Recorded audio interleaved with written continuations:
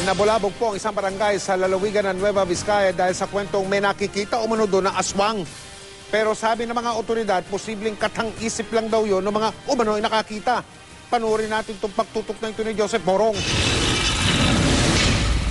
Nabalot ng takot ang ilang residente ng Barangay Bintawan Norte sa bayan ng Villaverde, Nueva Vizcaya.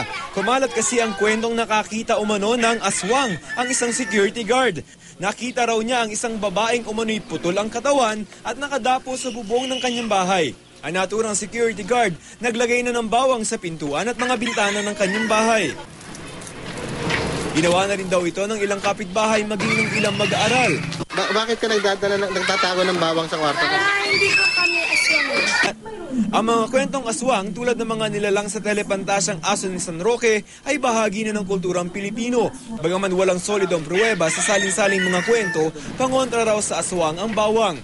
Pero kung may mga naniniwala sa kwentong aswang, ang ibang batang ito hindi kumbinsido. Aswang daw po. Ikaw, natatakot ka ba? Hindi po. Naniniwala ka ba? Hindi po. Pinaimbestiga naman ng pulisya ang kwento. Base sa konko, sa pag-iimbestiga namin, proof at all. At it is a mere allegation. Yung sinasabing aswang. Inconsistent yung mga pinagsasabi nila, hindi nila nakita. Alam ko, kung lang yun, imagination lang ng mga taong nakakita.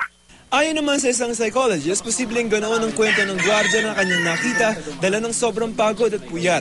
Ang nakakita raw kasing security guard, galing daw noon mula sa duty at nakita raw ang sinasabing aswang ng hating gabi. Lalo na kung nag-overtime siya, the whole night siyang nagtatrabaho, yun. Or it can be na marami siyang pinadalang problema that time. Joseph Morong, Nakatutok, 24 Oras.